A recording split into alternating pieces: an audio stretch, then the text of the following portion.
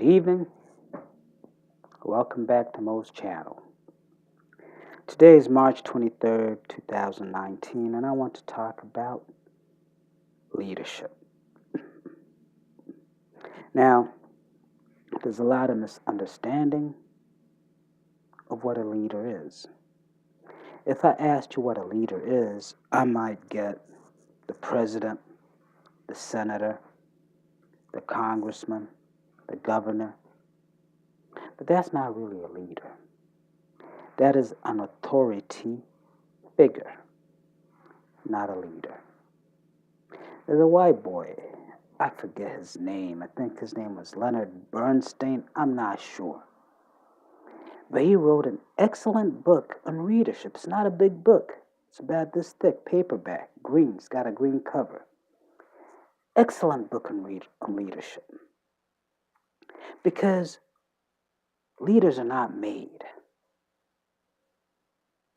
Leaders are born. It takes a certain mindset to be a leader.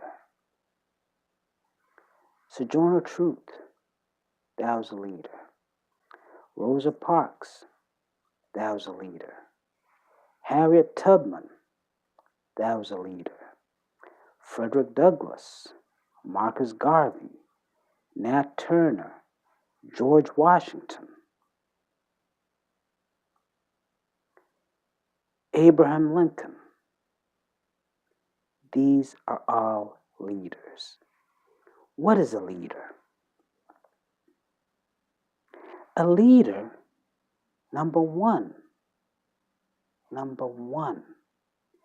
a leader has to not be a conformist. A conformist cannot be a leader because a conformist is a follower. A person that abides by the status quo is a follower, not a leader. A leader is an innovator. A leader is a revolutionary. A leader sees beyond today to tomorrow. How can we get to tomorrow? What does tomorrow hold? I have been to the mountaintop, and I have seen the promised land.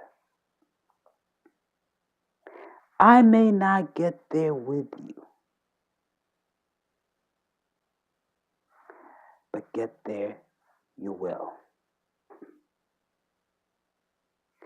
A leader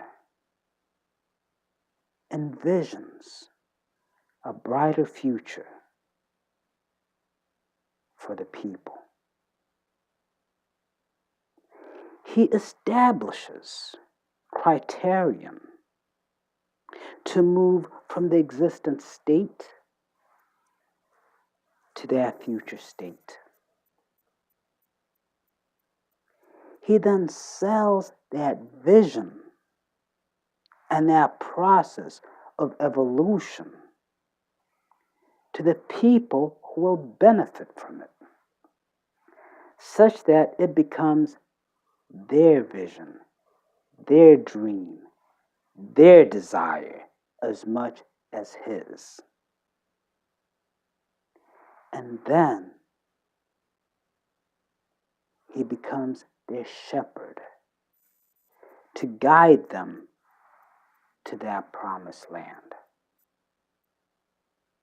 A leader cannot have an ego because leadership is never, true leadership is never about me. When Jesus knelt down and washed the feet of his disciples, he was serving them. When Jesus fed a multitude off of, 12 loaves and 12 pieces of fish, he was serving the people. A leader is a servant of the people he leads. That is why most of these people who you claim to be leaders are not leaders, because a leader humbles himself before the people and says, I am here to guide you. I am here to serve you. I'm not the star. I'm not the hero. Don't build statues of me. Don't worship me. I'm here to serve you.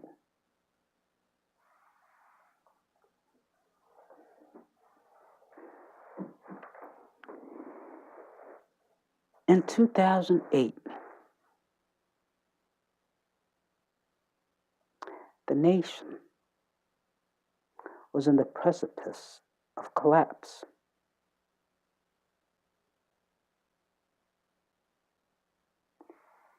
Banks had no money. This nation is built on debt. Corporations function off of credit. Consumers function off of credit. You may see that motherfucker driving around in his BMW or Benz, $80,000, $90,000 car or Tesla, whatever, living in his $600,000 home, wearing expensive clothes. But that car he drives, he's driving around a bank loan. Every month, he has to pay. That house he lives in, he's living in a mortgage. Every month, he has to pay. Those clothes, that lifestyle he's enjoying, he's living on credit. Most of these rich people will be bankrupt if they could not work for 3 months. Most of these rich people would be bankrupt if they could not work for 3 months. That includes doctors, lawyers, everyone, CEOs. That's why in 2008, it was absolutely critical that the banks be saved.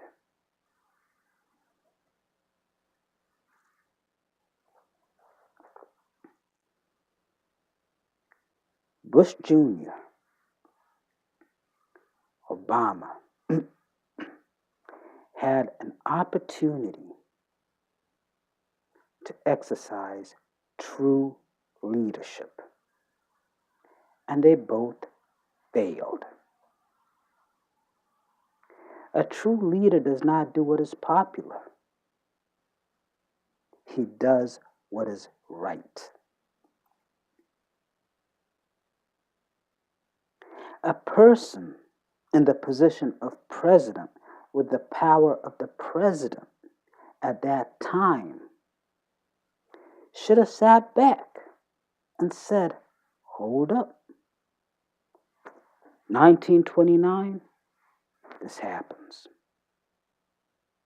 Early 80s savings and loan crisis, this happens. 1987, this happens. 2000, this happens. And now 2008. There is something wrong with our financial system, and we need to fix it once and for all. A true leader would have reinstated Glass-Steagall, which separated investment banking from commercial banking. A true leader would have reinstated the laws that restricted interstate banking. A true leader would have outlawed some of these financially engineered securities, specifically collateralized mortgage obligations, which led to this downfall. A true leader would have broken up many of these too big to fail banks. A true leader would have made sure that as many, not as few, but as many of these bank CEOs were locked up for at least 20 years and all of their assets seized. Bush Jr. did not do that. Obama did not do that because they were afraid of the backlash. And hence, they lost the opportunity to lead the nation.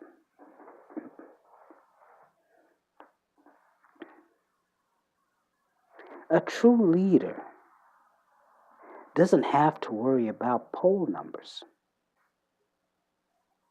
because a true leader sees a problem and knows a solution and knows a feasible path to attain that solution.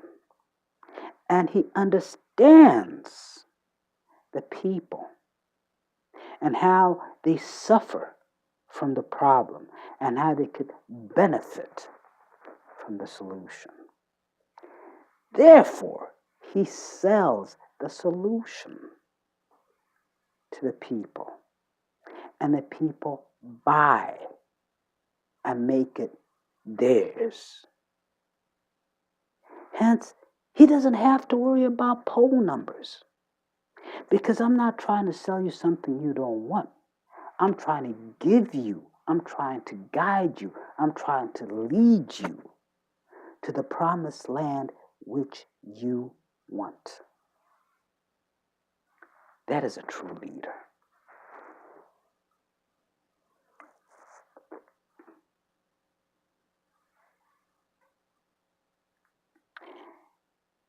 It's politics time again. The talking heads, the campaigning heads. I want to be president. I want to be president. And if I'm president, I'll give you everything you want. I'll tell you what, if you vote for me,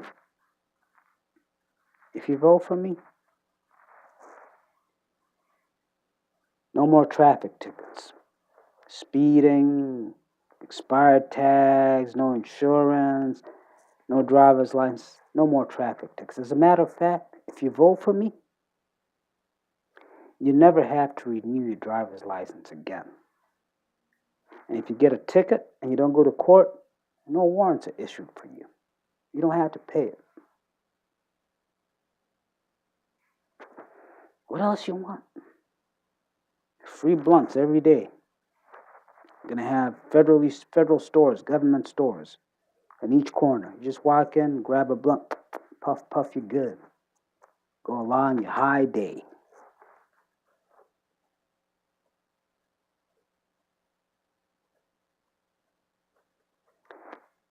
%70 of all the promises any presidential candidate makes, Republican, Democrat, don't matter. 70% of all the promises they make, they never deliver. 70%. And we forget that. It's not entirely their fault. It's not entirely Trump's fault that he can't build his wall or kick all the Mexicans out the country. It's not entirely Obama's fault they couldn't close Guantanamo. It's not entirely Bush Jr.'s fault that he couldn't invade North Korea. There are restrictions that contain them.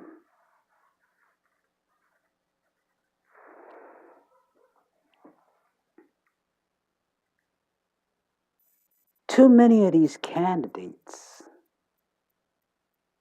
propose unrealistic hopes. Too many of them propose slight modifications nothing that's really evolutional,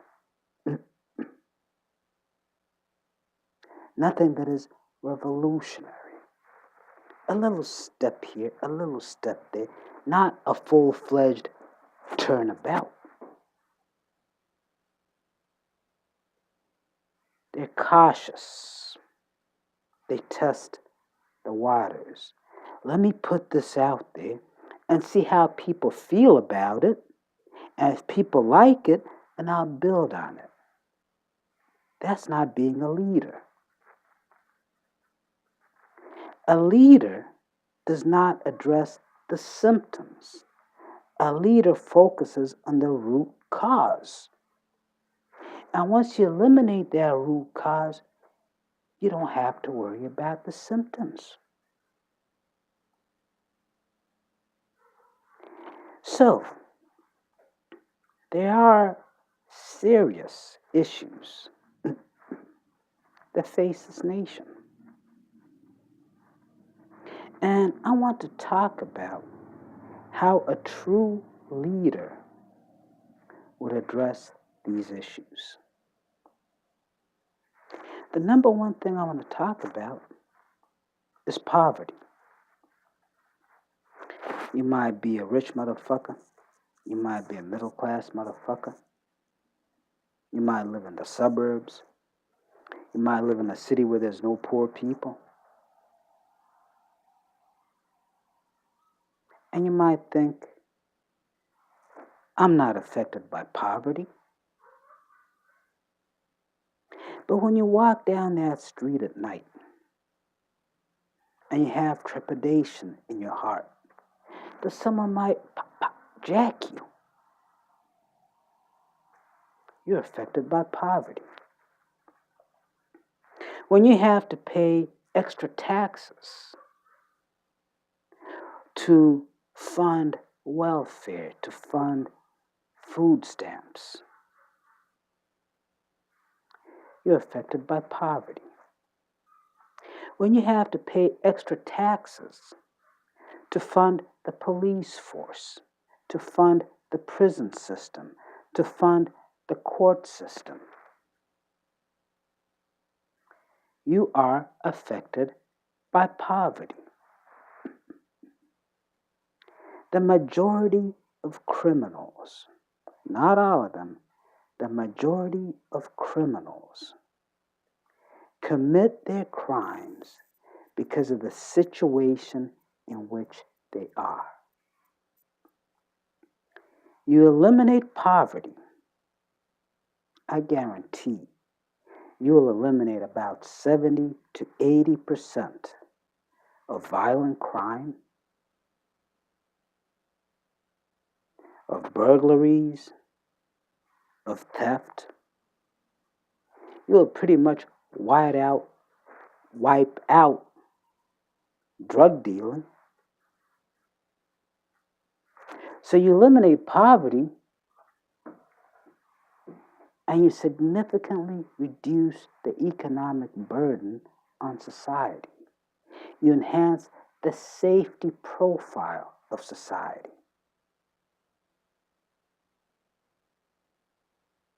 How do you do that?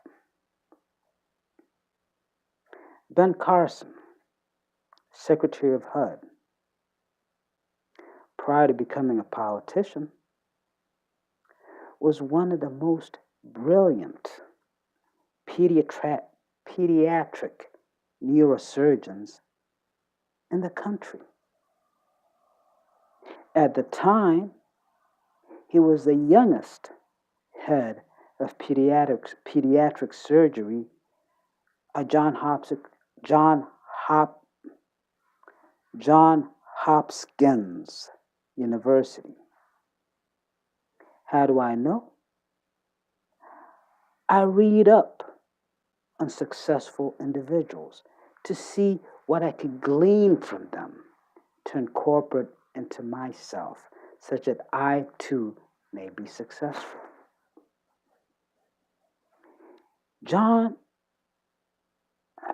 Ben Carson came from poverty and rose out of poverty through education.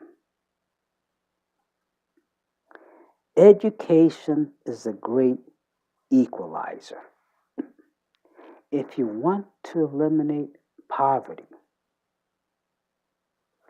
give these poor people access to the same resources the middle class and upper class people have access to. Not all poor people are lazy pieces of shit sitting on the corner waiting for someone to give them a handout. The majority of poor people simply want an opportunity to succeed. And if you give them that opportunity, you eliminate a lot of costs to society. A lot. Take a young mother or a middle-aged mother, has 2 children. The husband, maybe he's dead, locked up, whatever. He ain't there. She works a $12 an hour job. Not enough to support her family. So she has to get food stamps. She has to get Section 8 housing. She has to get welfare to supplement her income.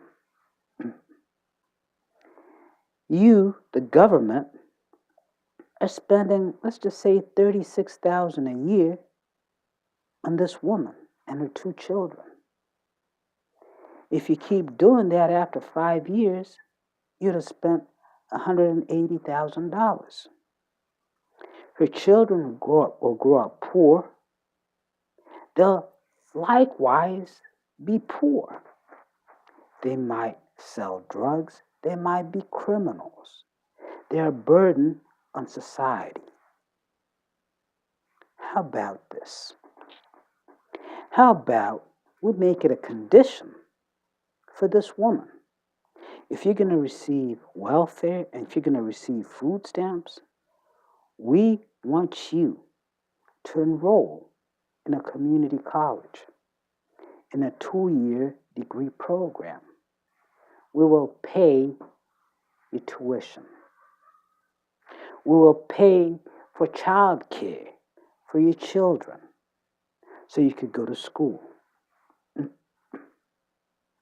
After 2 years, this woman graduates and she now gets a job paying her $25 an hour.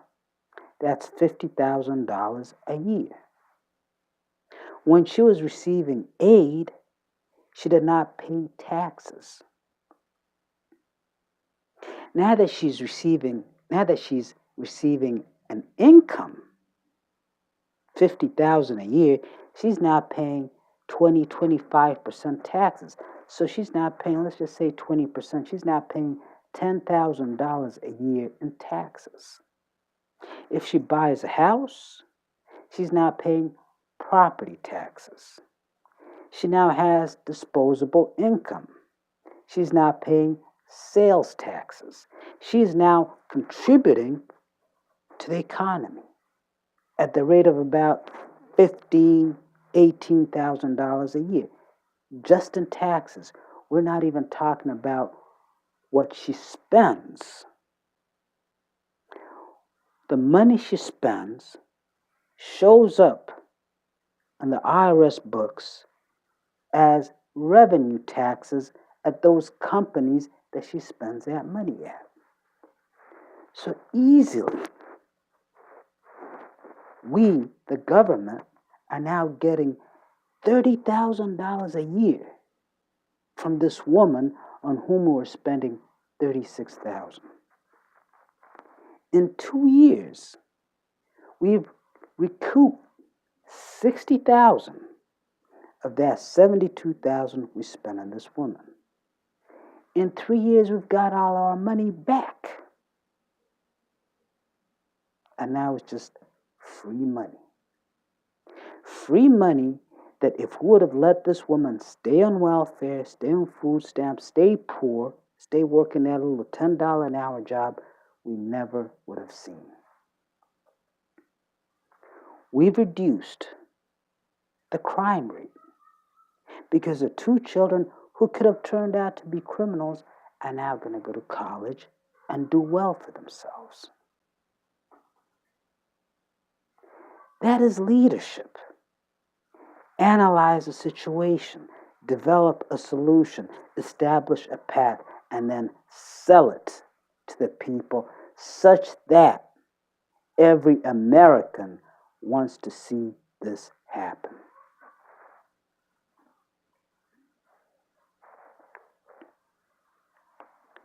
Debt.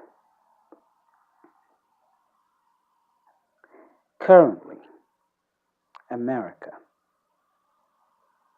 owes $22 trillion to China, Russia, Saudi Arabia, banks, hedge funds, mutual funds, pension funds, insurance companies.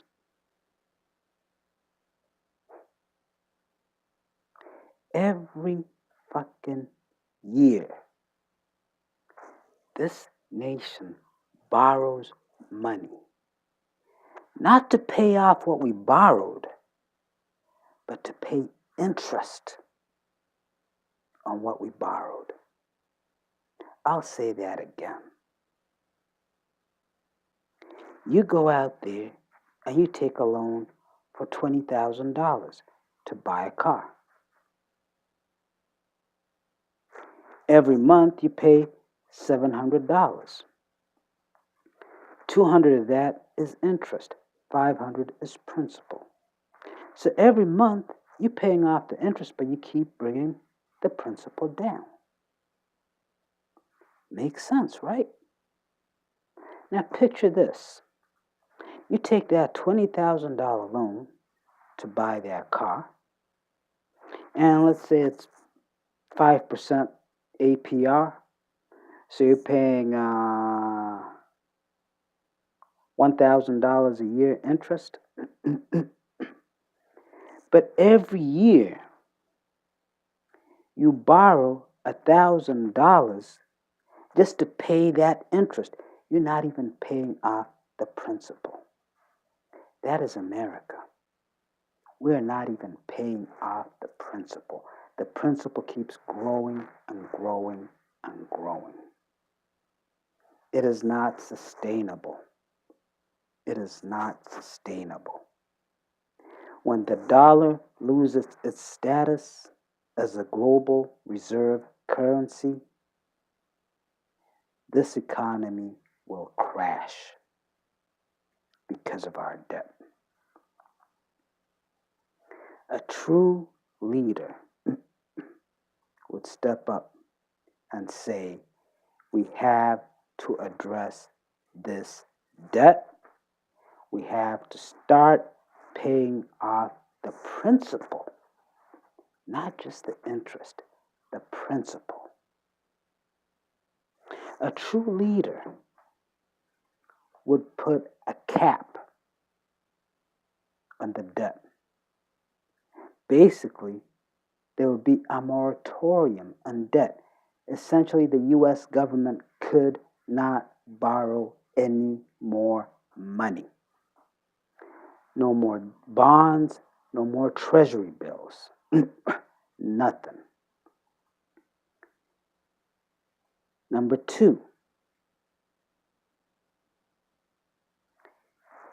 there will be a constitutional amendment that every year the budget must be balanced without any borrowing. So if tax revenues are $2 trillion, that is all we could spend, $2 trillion. No more. Now, this is where leadership comes in. To attain that, you're going to have to raise taxes. And you're going to have to cut spending. And you're going to have to sell that to the people. You're going to have to show them the value of a nation not being in debt. You're going to have to show them the sacrifices they will have to make. And you're going to have to make them want to make those sacrifices. Take defense spending back to under 300 billion a year. And right there, you cut off about 5 to 600 billion off of the deficit. That alone. Implement a flat tax, 20%. Eliminate the IRS. No deductions, no tax returns, nothing.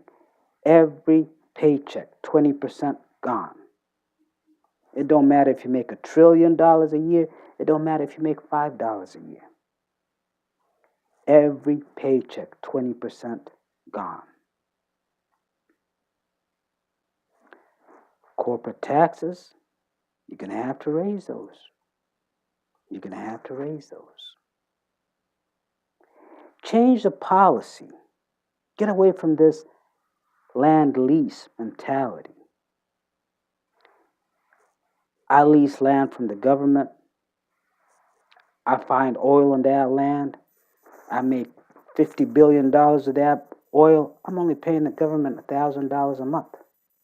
Nah. These are the resources of the American people.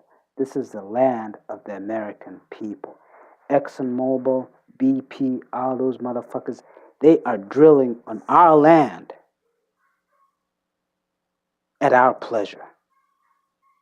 So, if an oil company is going to pull 50 billion out of that ground, the U.S. Treasury, which is the U.S. people, should see at least 30 to 40% of that. Impose tolls on roads. There's so many ways to generate additional revenue streams as a government. So many. Taxation is not the only one. Be innovative. Be a leader. Visualize.